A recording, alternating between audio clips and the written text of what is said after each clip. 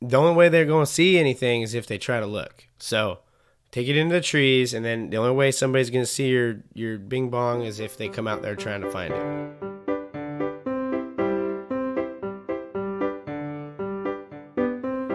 Welcome back to Privy. Privy is a podcast about toilets recorded here from my home toilet. It's where I am now. Yeah. And tonight, we're enjoying a Coke or a Coke Zero with vanilla. Here on the toilet. So sometimes you get recording and you just need something to whet your whistle. So we're gonna do that tonight. Have a little beverage while sitting on the pot. It's probably okay. Yeah, we're gonna say that. Before we get into it this week, I just want to say a thank you for 1,000 downloads. That's not a crazy amount, but here's what I'm gonna say. That's 1,000 episodes of essentially me talking about poop or poop related things. And so yeah, thank y'all for those of you who listen. Thank you for listening. Yeah. And I hope that just continues to grow as we continue to grow a community of people who are good with the bathrooming stuff. Other top of the show things, the gym toilet has been cleaned as of, I think it was Wednesday of last week. So almost a full week at the time of recording. It got cleaned, and I did a little rim check. It got cleaned thoroughly. So in my brain, I like to tell myself that somebody who works at the gym there listens to the show and went and checked it.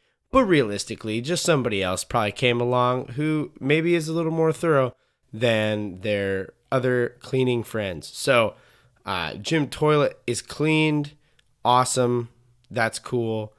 Fun bathroom stories this week. My wife walked into her bathroom to the sink, to her sink, to just a Mondo spider coming out of the little overflow drain plug thingy in the front of your sink there. She screamed big city. It was a big spider. I often give her grief that when she says there's a big spider out here, it's really not a big spider.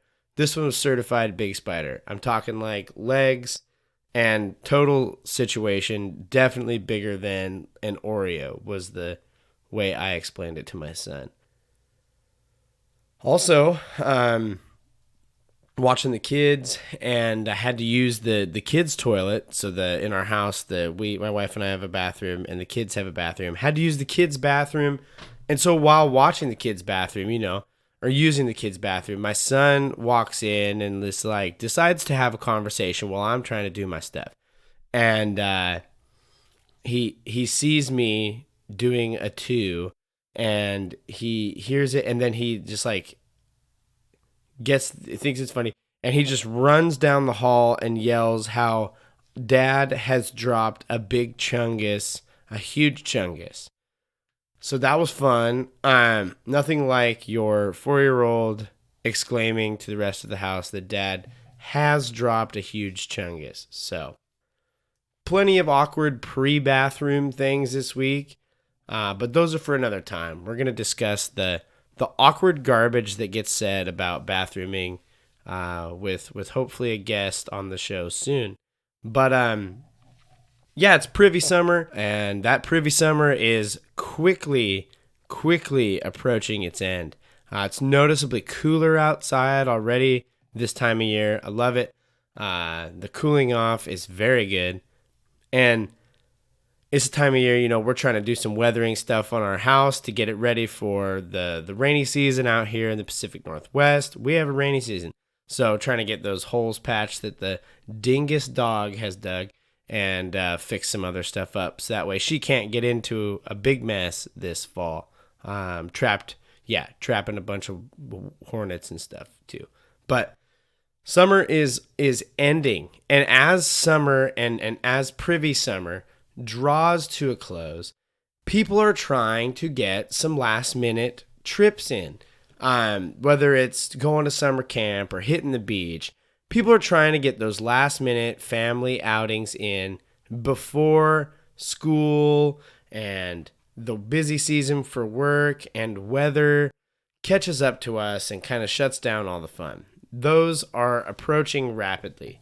And one of the things that as the weather continues to hold and still be warmer, and as kids are still out of school and maybe parents have some more time for vacation from work, one of the things that people are trying to get in is some camping. Going camping. One of those, camping benefits from warm weather. This week on Privy, we're talking about how to poop well in the wilderness. And just as with every, we couldn't just jump right in and start talking about camping. We have to talk about like where does this idea come from. And honestly, it really seems like it should be a lot more simple than it really is. Like, there's the aforementioned Coke Zero with vanilla.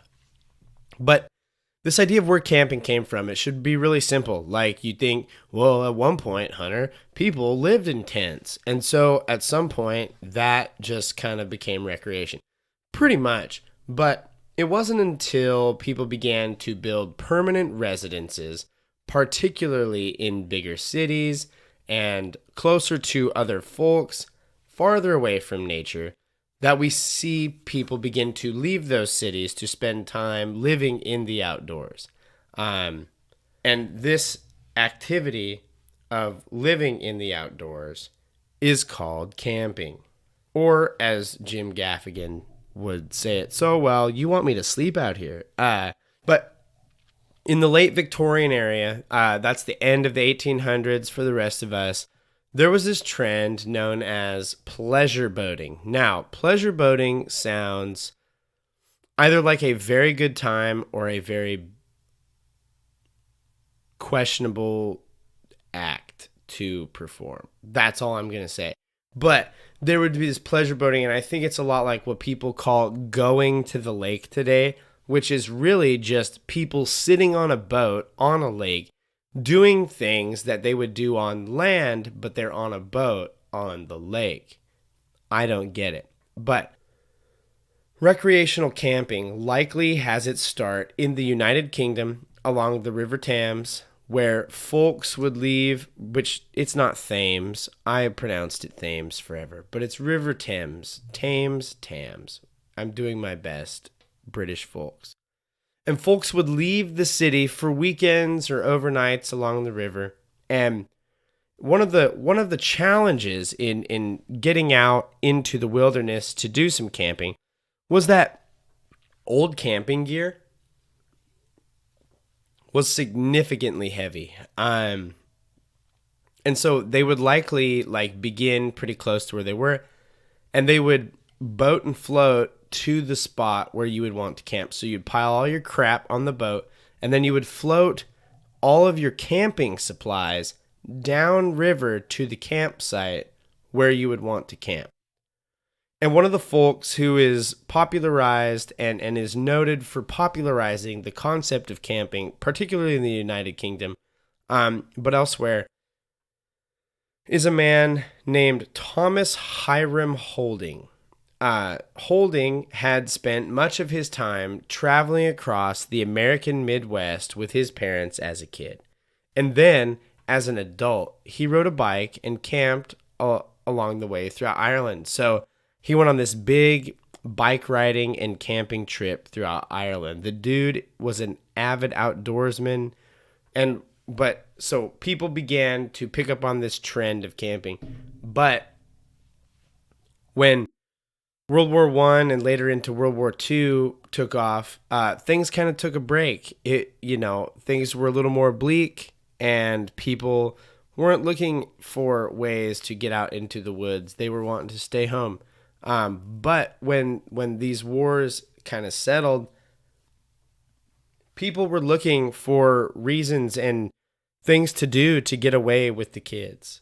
And here on Privy, as you know, so that's kind of where camping gets up to today. Now you got like camp trailers and all these other things. So we're going to talk a little bit about that. But here on Privy, we don't just talk about camping for the sake of talking about camping. We want to talk specifically about dropping your trowel and taking a crap in the woods. That's what we want to talk about. Peeing in the bushes and realizing that maybe that was poison oak you touched. You know, basic living. That's what we want to talk about today. Because they are honestly less like entertaining. Pooping in the woods nowadays is kind of less exciting. If you camp at a campsite, there's likely toilets or some sort of amenities there that you can use. They might not be the fanciest of places, but there will be amenities. You know, a lot of places now, they just like rent out a yurt, which is essentially just like having a hotel room located next to people who camp, whatever. Go poop in your yurt, I guess. People have pop-up trailers that have toilets inside them, and even a lot of tents. There's good options if you're tent camping for pooping in the woods. And if you camp at a campsite, there's likely amenities there as well. And I'd say this, use them. There's no shame in that, because as you're going to see, a lot of these options, like you could say, well, we're going camping, so we're going to rough it. But a lot of these options aren't great, and they haven't improved in the last 200 years. That's all I'm saying. So, one of the options that you have is you can purchase with money any number of the thousands and thousands of products that are sold to help you make poop in the dirt. And here's what I'm going to say. People know that when people go camping, they get nervous about where they're going to go poop.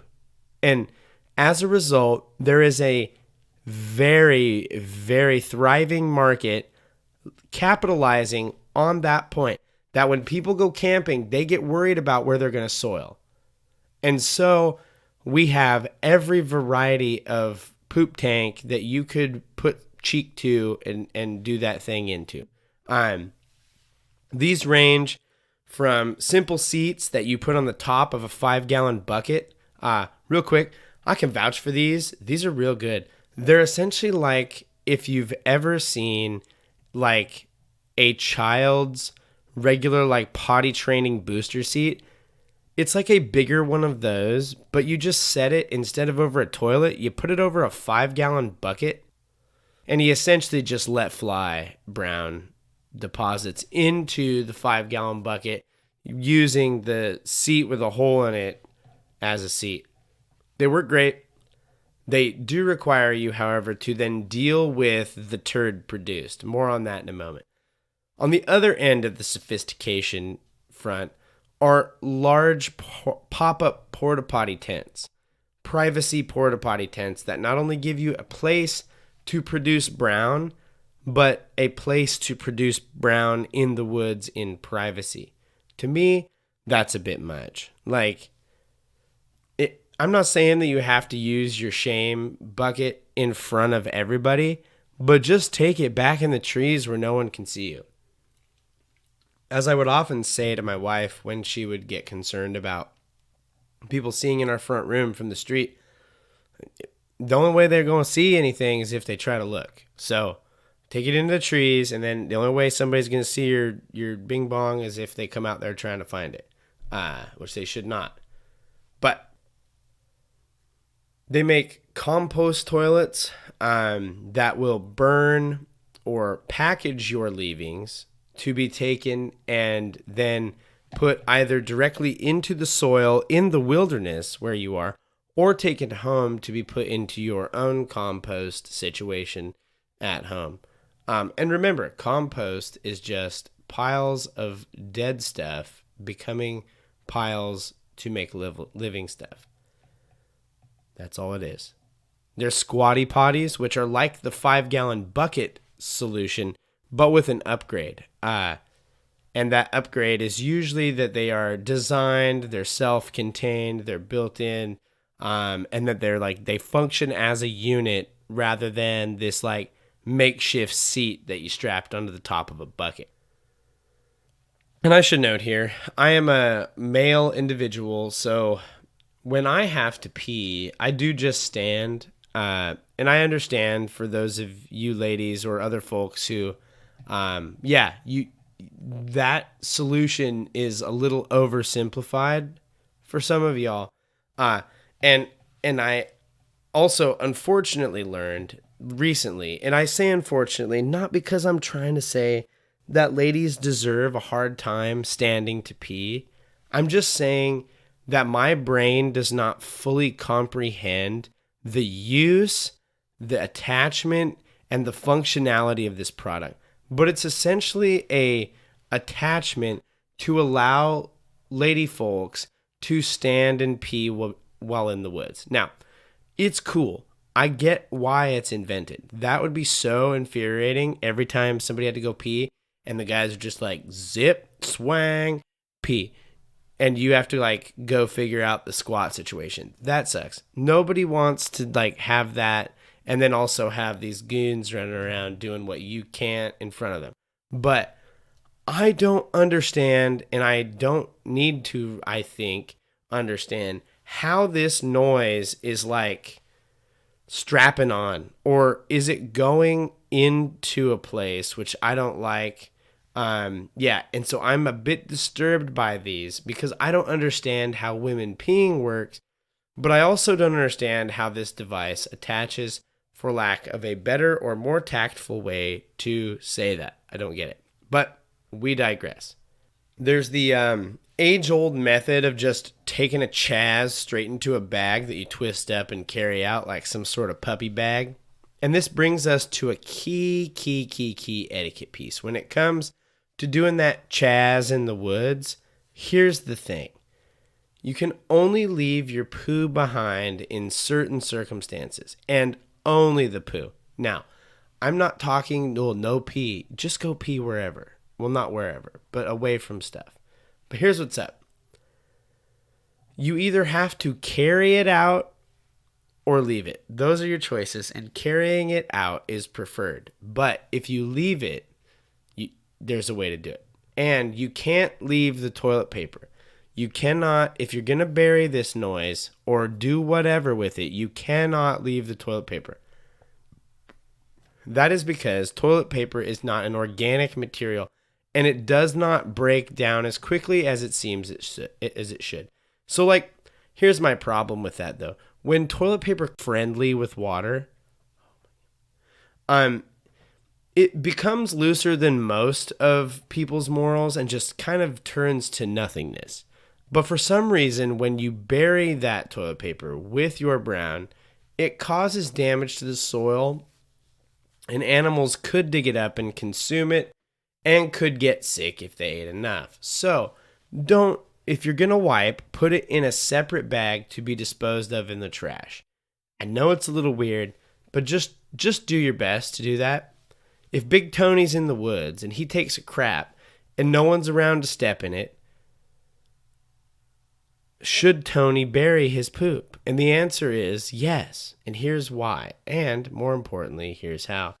The why is because while somebody might not step in it today, somebody might step in it someday. The other thing is there are actually organisms that will eat your poo.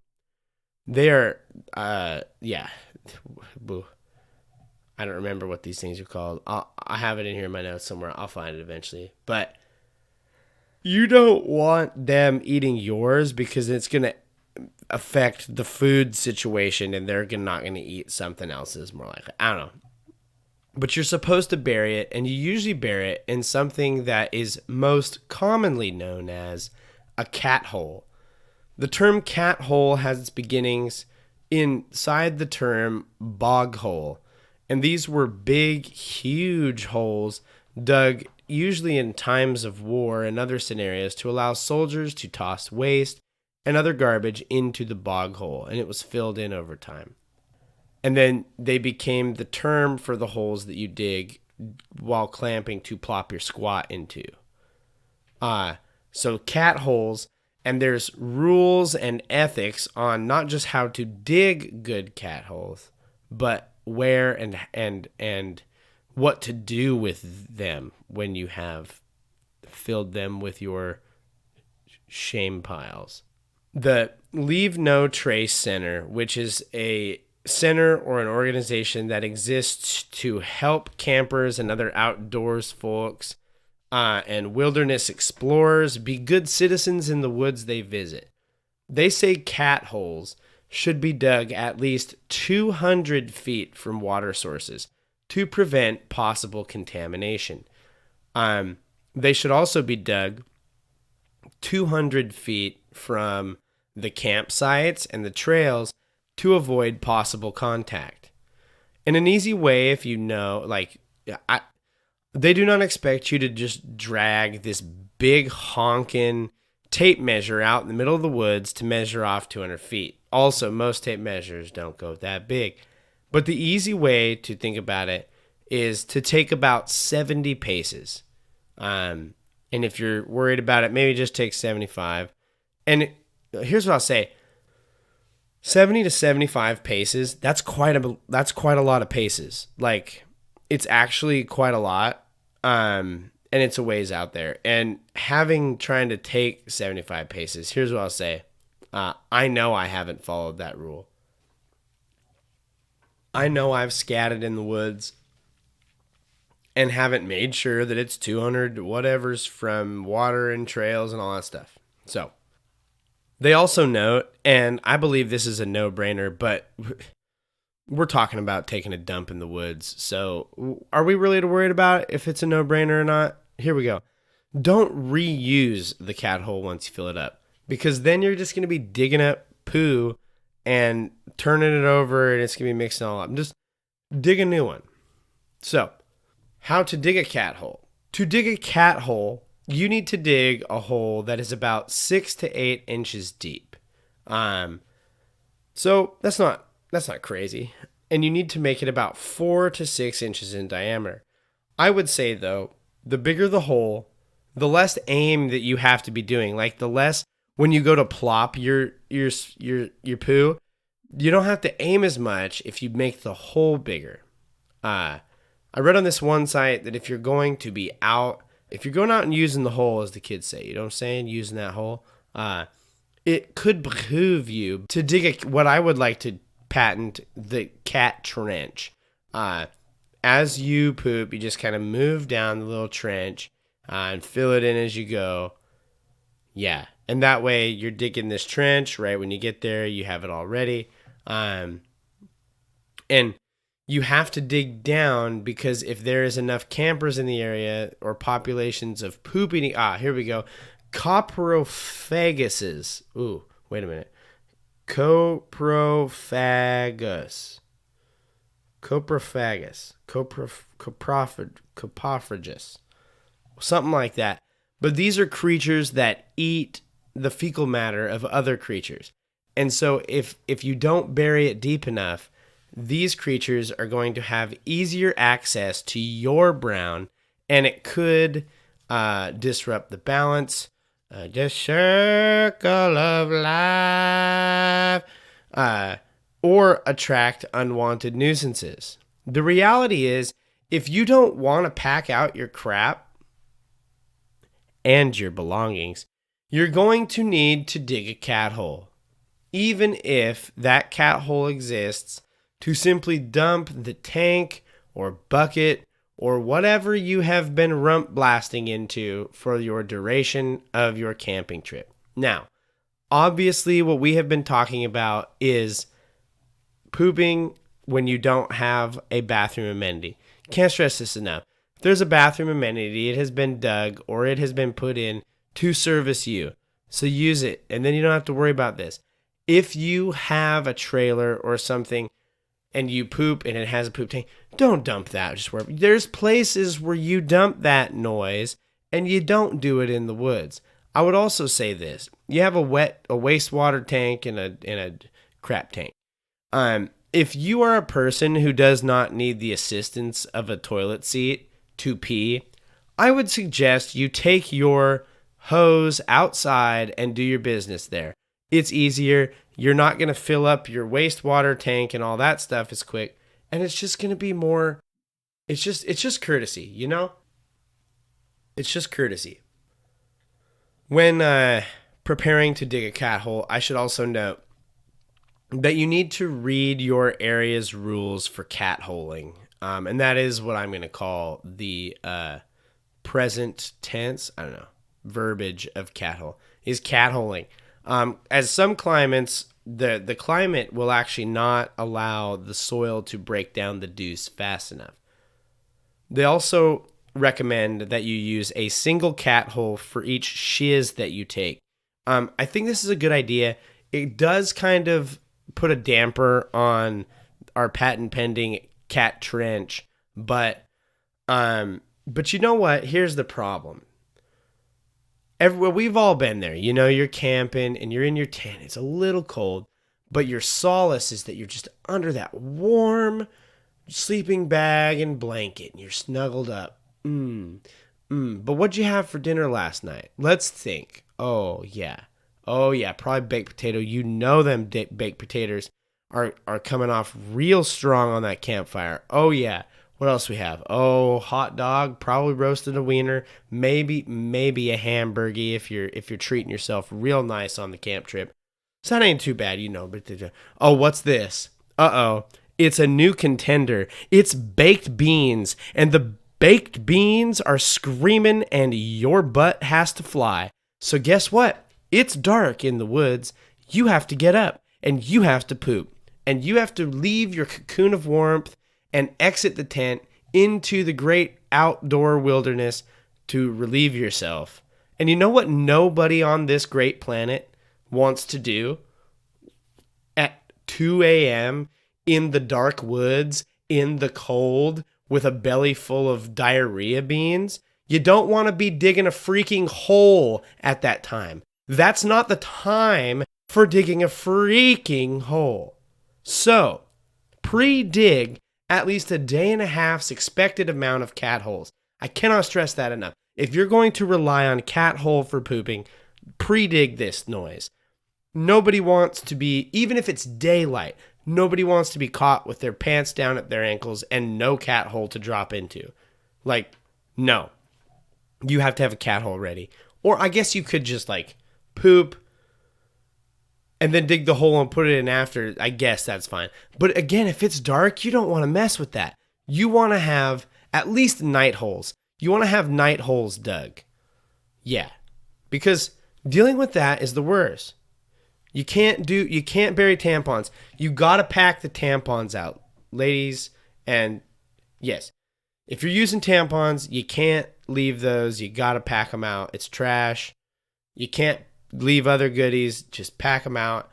Leave the place as close to the way you found it. If for some reason you didn't bring wiping material, here's what I'm going to say. Camping and taking a dump in the woods. I would love to refer you to one of our earliest episodes where we talk about alternatives to toilet paper. But if you do not seek that out, what I'll say is ferns, smooth stones, and a used corn cob will do the trick. Remember, Frosty the Snowman had a corn cob pipe, and at one point we had a corn cob butt wiper. So there's that. In short, as with all parts of camping, when you poop, you want to leave as little behind as you can. We get it. We want to leave it, Smokey the Bear. Only you can prevent forest fires, and only you can bury your poo. So if a man takes a dump in the woods and there's no one around to step in it, he still has to bury it because it's the right thing to do. Dig your brown, but more importantly, bury it. But some of these seats that we talked about come with some wild situations. And now it's time for a long way awaited Hunter's Anecdotes to keep you afloat.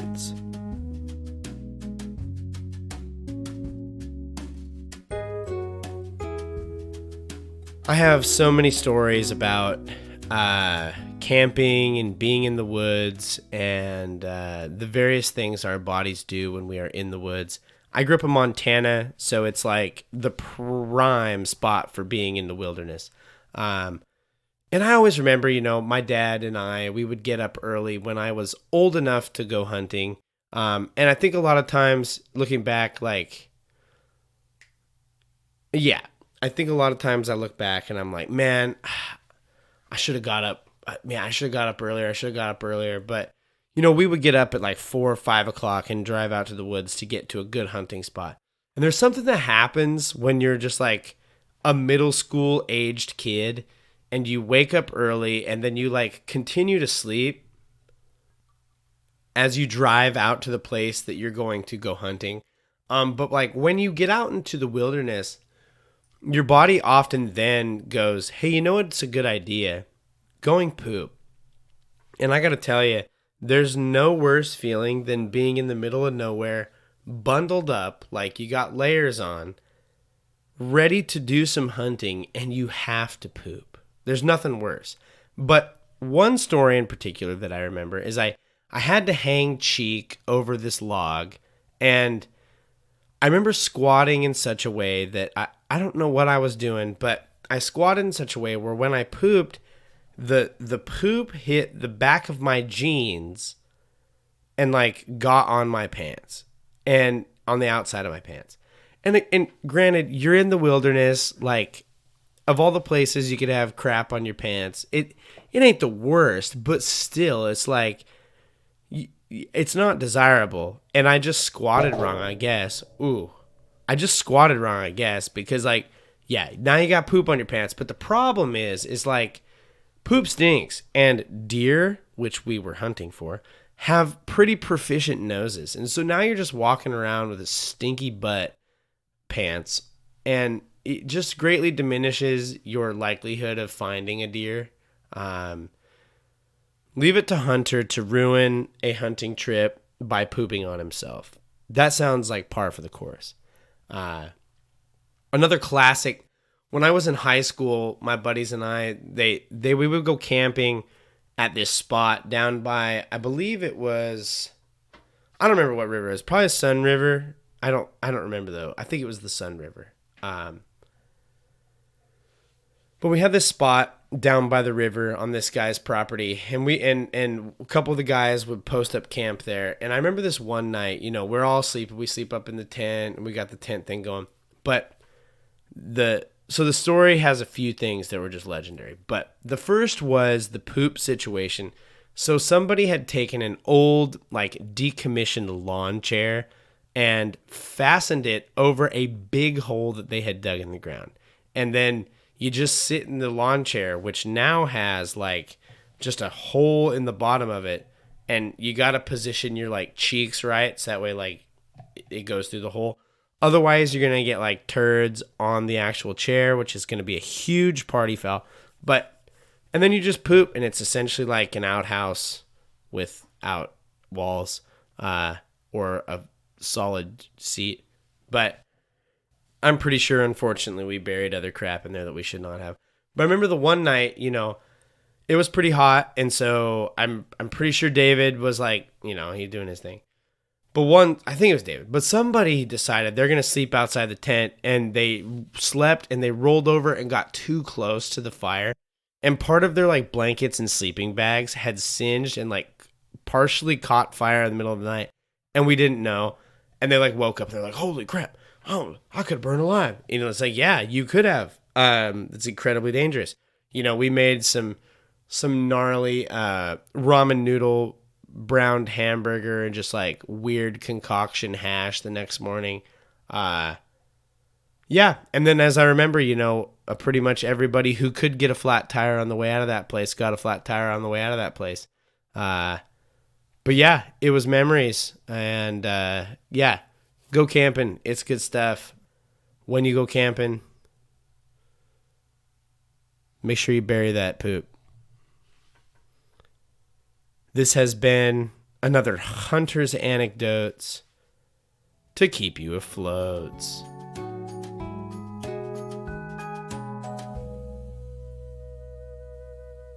This has been another episode of Privy. Thank you so much for listening. It means the world.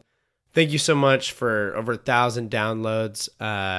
Yeah, it's awesome. Thank you guys. I hope we can continue to grow the show and grow the community. reach out to us, connect with us on social media at Privycast. Feel free to share those social media posts. Share those if there's information in there. Just share that.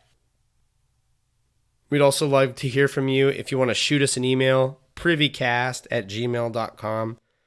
Share your camping disaster stories, whatever it is, shoot us an email. We would love to hear from you and connect with you in that way. And as we continue to grow the community, it's cool to hear from the folks who are just out there living their lives. I do have a story. Speaking of folks who write in, this is Jude Dominy. Thank you, Jude. Jude writes in and says, almost whiffed it. It's 10:15 p.m. and I'm driving home when all of a sudden I feel a bowel movement coming. I know it's about 15 minutes until I hit Sile, which is where he was going. And I have a buddy that I can go to use their privy. But little did I know, it would be the longest 15 minutes of my life. I'm going and I notice that the feeling of my bowels starts wanting to come out. And as I get closer to my destination, I get closer to making movement in my shorts. I get to the house. As I'm running in, my bowels are slowly creeping out of me. As soon as I sit on the privy, it all just shoots out of my booty hole. And I sit there still pooping. I feel so much better. But it's a stinky long one. And that's what anyway. Thank you, Jude. But yeah, we love to hear those stories. We've all been there where we've got one fully loaded in the chamber, Herbie fully loaded, and it's coming out. So your bravery is noted for sharing your tale of woe there. And I'm glad you made it. That could have ended much worse. So send us an email. If you do not want it read on the show, that's totally fine. We won't read it. But let's do that. Leave us a rating or review. 5-star option is our preferred. And share the show with a friend. 3 friends this week. And just, get the word for the show out there. We would love for you to do that. As always, we want to thank Kevin MacLeod for the use of Barroom Ballet as our intro and outro music. You can find Kevin's music at incompetech.org, and he is licensed under Creative Commons License Attribution 4.0. Thanks, Kevin. We'd also love to thank Podington Bear for the use of all colors in the world as the Hunter's Anecdotes intro and outro music. You can find Podington Bear's music at poddingtonbear.com. Thanks, Podington. This has been another episode of Privy. Thank you all so much for listening. And now, as always, don't forget to flush.